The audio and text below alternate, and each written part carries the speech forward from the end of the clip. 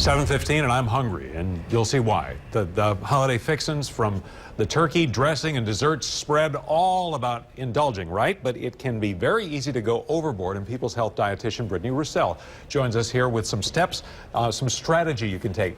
This is the good stuff here? This is the good stuff. All right. Well, the main thing is... So the point is, how do you not go overboard? Correct. But the main thing is moderation. You know, no one expects you to be perfect. No one expects you to skip your favorites, you know, that you have once or twice a year. But you just want to make sure you skip the ones that doesn't matter and just go for exactly what you want. Because this stuff all looks just incredible, but it's all about, you know... It is about... Portion. This will not fill me up, Brittany. Well, it's cake. It's not supposed to fill you up. It's supposed to taste good and something that you enjoy. But that's good, because it could easily be 4 or 5 times or 6 times larger. Correct. You eat a couple of those and it's not a slice of cake or pie yet. And then you can have your, you know, choices and you can peruse a little bit, but you're not adding up multiple cakes and pies. All right. And you also brought along a kind of a lighter traditional side dish? Yes. In New Orleans, one of our favorites is the sweet potato casserole. But I'll tell you, we'll tilt this up just a little bit. Don't spill out with it. We'll kind of tilt it up. But the main thing about it is, come on, let's be honest here, with the sugar and the butter and all the heavy whipping cream, you know, it's a dessert pretending to be a side dish.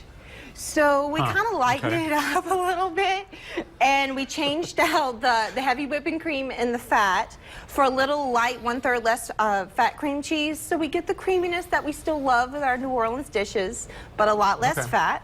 And then we topped it with our pecan topping still. We toasted it. So you still have your topping. It looks good, sure. And some crunch to it to give it, you know, some alternatives to the really bad stuff. And then you've got a dessert here. Yes, this is our kind of souped up angel food cake. What we did is we hollowed out the center of the cake and we added some nice Louisiana berries inside, mixed it with whipped cream, and then put the cake back together, topped it with some light whipped cream, and then add the berries on top. This way, you know, everyone can share in a lighter dessert. You don't have to have somebody having the, you know, the main dish and somebody who maybe is on a restriction and have something lighter. So the main point is, I mean, how do you avoid the weight gain? Because so many people, you know, pack on 3, 4, 5 pounds from Thanksgiving through the New Year. The main thing is the moderation, you know, picking out your favorites. You know, when you're not at these events, make sure you're eating healthy, balanced, filling meals. And then if you're going to a party that's serving just hors d'oeuvres, no one can get full on hors d'oeuvres.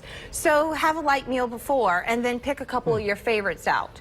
You know, it takes 20 minutes for our brain to signal that we're full.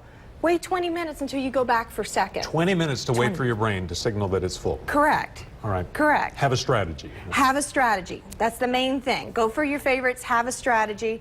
The main thing, it's time to eat, drink, and be merry, but we just really want to do so in moderation. Okay, so you don't step on the scale and feel worse after all the holidays. All right, Brittany, thanks very much. You're not getting out of here alive with all this. No, don't plan to. They're like ants in the newsroom. It's ravenous. All right, Connor Norwood's got an updated look at the forecast at 7:19. Now, I know some of you are sitting there thinking, all right, 20 minutes, so that means I need to eat in 10 so that I can get back to the table before I'm full. No, don't do it that way. Wait the 20 minutes.